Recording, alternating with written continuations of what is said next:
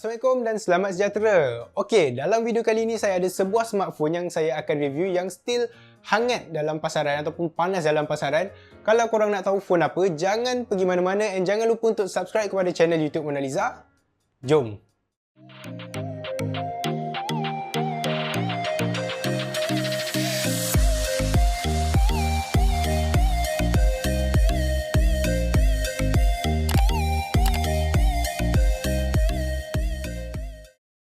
Okey, so dalam video kali ini saya akan review Samsung Galaxy S20 Plus yang merupakan flagship terbaru daripada Samsung. Dan kalau korang tak tahu, dia ada dua lagi model, S20 biasa dan juga S20 Ultra. Kalau untuk S20 Plus ni dia atas sikit dari S20 yang biasa dan bawah sikit dari S20 Ultra. Dan sebenarnya saya dah dapat device ni 2 hari awal daripada tarikh launch dia. Cuma disebabkan timing yang tak kena and ada projek lain yang saya kena siapkan, so mungkin review ni akan lambatlah sikit keluar. Tapi dalam masa sama, dapatlah saya test smartphone ni lama sikit dan saya rasa ni antara smartphone yang lama juga saya test before saya buat review. Tapi macam biasa, before kita cakap pasal benda lain, jom kita cakap dulu pasal design Samsung Galaxy S20 ni. Okey, jadi ini dia Samsung Galaxy S20 Plus. Dan mula-mula sekali kalau kita tengok dekat display dia ni, dia guna ala-ala infinite display sebab display dekat atas sampai bawah ni dia buat macam full tau. Even dekat tepi kiri kanan pun nampak macam full. Kemudian dekat atas dia kecil je cut out untuk kamera kalau korang boleh tengok tu. Okay, and dekat display dia juga ni ada fingerprint sensor. Dekat bawah skrin nampak tu. Okay, and laju lah, agak laju. Cuma saya perasan dia ada delay lah sikit, tapi still okay lah, boleh lah. And kita tengok dulu dekat bahagian tepi dia. Kat bahagian kanan ni ada volume rocker macam biasa and dia ada power button. Okey, untuk power button ni dia basically 2-in-1. Dia juga Bixby button. So kita boleh set sama ada nak guna dia macam power button biasa ataupun kita nak set lah komen bila kita hold lama keluar Google ke apa ke, kita boleh set semua dekat situ. So function jugalah, kita boleh pilih function dia tu. Kemudian dekat bahagian kiri kosong. Okey, dekat bahagian bawah ni dia ada mikrofon, USB Type-C untuk charge dan transfer data. Kemudian dia ada speaker. Oh, and kalau korang guna contoh main game macam ni kan, dia ada speaker dekat bawah ni. Dekat bawah skrin ada speaker dekat kawasan ni. So korang boleh dengar stereo. Belah kanan akan keluar kat speaker bawah dan belah kiri akan keluar dekat speaker bahagian atas ni. Even untuk call pun dia ada speaker kat bawah ni. Cuma bawah skrin lah, so korang tak boleh nampak. So dekat belakang ini dia, sorry comot sikit. Kat belakang ni nampak kamera dia, quad camera setup. Nampak macam 6 tapi sebenarnya bukan 6, dia 4 je. Okay, 1, 2, 3, 4 flash dan juga mikrofon. And kalau kita tengok kat belakang ni, dia glossy, sangat-sangat glossy. Jap saya lap dulu. Okay, much better. Dia lawa sebenarnya, tapi biasalah kalau finish yang glossy macam ni memang jadi fingerprint magnet. Tapi kalau kita tengok design dia memang clean. Sumpah saya suka gila. Sebab dia kosong, tak ada apa-apa. Dia ada kamera kosong and then dia ada logo Samsung dekat bawah tu. Alah-alah macam Apple pun ada kat. Tapi tak apa, saya suka design macam ni. Cuma satulah, bila kita dah start pegang, habis comoy. And belakang ni dia guna material macam polycarbonate macam tu lah. Yang dia ada macam glass finish macam tu. Sebab tu dia nampak glossy gila. Overall design dia memang lawa. Saya memang suka design dia.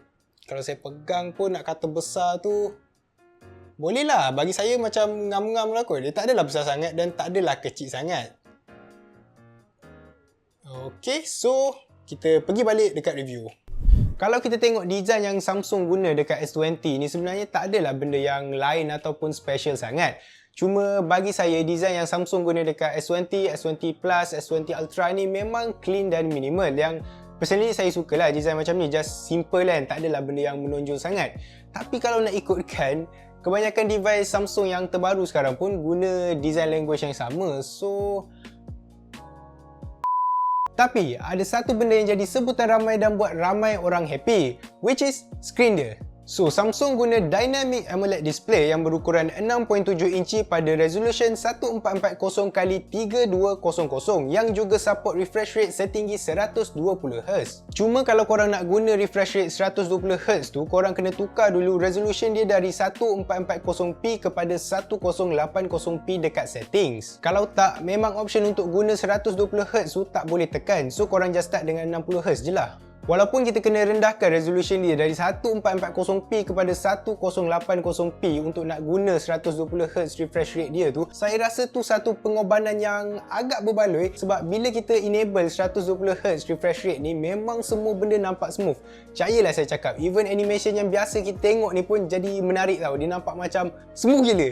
Ok, so pasal performance memang santai sebab S20 Plus ni datang dengan chipset Exynos 990 yang mengandungi CPU Mongoose dengan gabungan Cortex A76 dan A55.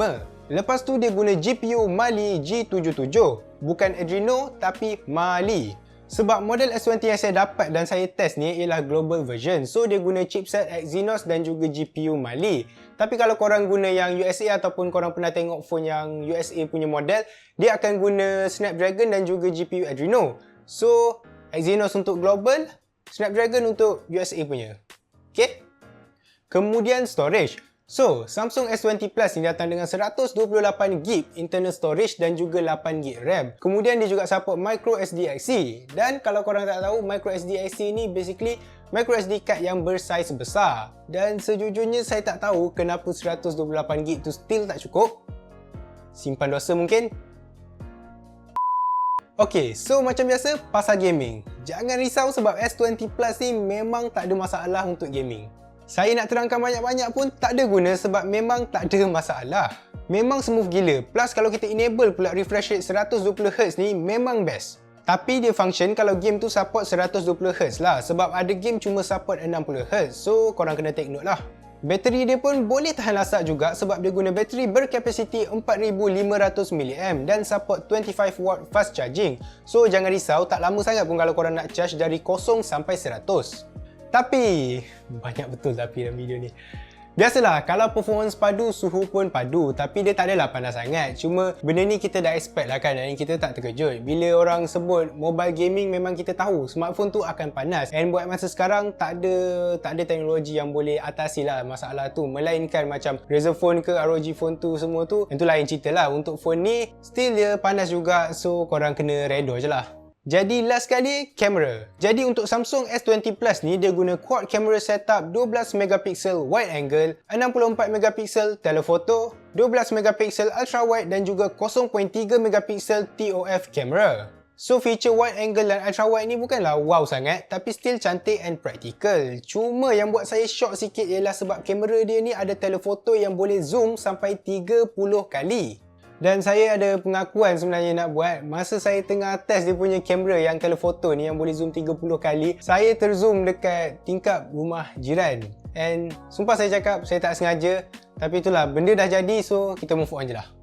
Untuk apa nak zoom sampai 30 kali pun saya tak pasti. Untuk kegunaan praktikal, saya tak tahu untuk apa. Tapi at least kalau korang nak guna tu, benda tu ada lah kan. Benda tu ada, kalau nak guna ada. Tak nak guna, sudah, tak payah beli. Settle.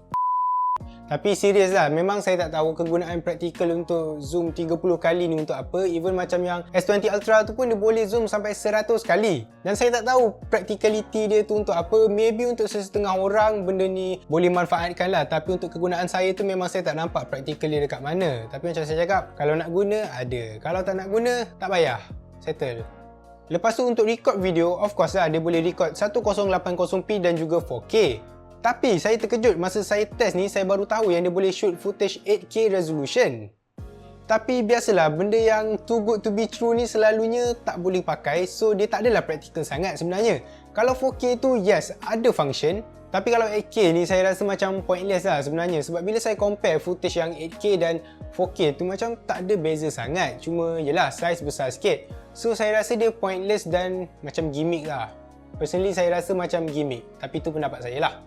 Jadi, sampai masa untuk saya cuba untuk bagi pendapat jujur saya tentang Samsung Galaxy S20 Plus ni. Saya suka. Tapi adakah saya sanggup untuk keluarkan duit nak beli tu? Mungkin tak. Sebab bagi saya lah, feature yang dia tambah tu tak banyak dan feature yang dia tambah tu pun still tak berbaloi untuk saya nak upgrade kepada S20 Plus ni. Kalaulah saya nak upgrade sekalipun, maybe saya akan ambil S20 biasa lah. Sebab saya rasa macam S20 Plus punya feature ni dan juga S20 Ultra ni macam saya tak akan guna. Sebab saya tak tahu function untuk saya lah, at least untuk kegunaan saya nak zoom sampai 30 kali ataupun nak zoom sampai 100 kali, untuk saya tak nampak function dia. Tapi kalau korang rasa lain ataupun korang rasa macam korang boleh manfaatkan 30 kali zoom dan juga 100 kali zoom tu, then tu hak korang, pendapat korang. Tapi apa yang saya bagi tahu ni ialah dari perspektif seorang konsumer. Macam orang lain juga, macam korang juga. Saya pun pembeli kan. So saya cubalah nak timbang harga dia dengan performance dan juga feature yang dia bagi tu, dan saya rasa paling tak pun saya akan ambil S20 je lah. Lagipun harga dia ni bukan kaleng-kaleng, and of course lah, kalau flagship device ni memang kita dah tahu harga dia akan mahal, and saya boleh bagi tahu yang S20, S20 Plus, S20 Ultra ni seram lah, harga dia tu agak seram. Kalau pasal screen and performance tu, memang saya tak ada benda nak komplain, okay? Untuk screen memang saya bagi A+, memang lawa gila, dan untuk performance pun memang tak ada masalah. Saya test game lama pun tak ada masalah, and bateri dia pun tahan lama. Cuma itulah dia rasa panas sikit, so tu benda biasalah kan, perkara biasalah. Even kalau kita gabung semua, design dia, performance dia, battery life dia dan screen dia tu yang memang lawa gila, sumpah lawa, saya rasa saya still takkan beli kot. Sebab tak tahulah, mungkin tak kena dengan saya dan bukan untuk kegunaan saya, mungkin. Tapi korang kena ingat lah, yang apa saya cakap ni pendapat peribadi saya, dan kalau korang ada pendapat lain pun tak ada masalah. Lain orang, lain pendapat, lain situasi dia kan. So korang sendiri kena nilai sama ada S20, S20 Ultra dan S20 Plus ni sesuai atau tak untuk kegunaan korang, dan berbaloi ke tak kalau korang nak beli. Maybe untuk saya tak berbaloi, tapi maybe untuk korang, mana dah tahu kan. Jadi korang fikirlah sama ada korang perlu ke tak S20 Plus ni ataupun mana-mana model S20 yang dekat pasaran tu lah. So itu saja dari saya, Adli, di channel YouTube Mona Lisa. Jangan lupa untuk tekan like, subscribe kepada channel YouTube Mona Lisa, dan jangan lupa untuk share video ni ke Facebook dan kepada kawan-kawan korang. Dan kalau korang ada sebarang pertanyaan, boleh tinggal dekat komen dekat bawah, dan juga DM saya ataupun Abel Cerah dekat Instagram. InsyaAllah nanti kita orang akan jawab. Jadi itu saja. Baik, jumpa lagi.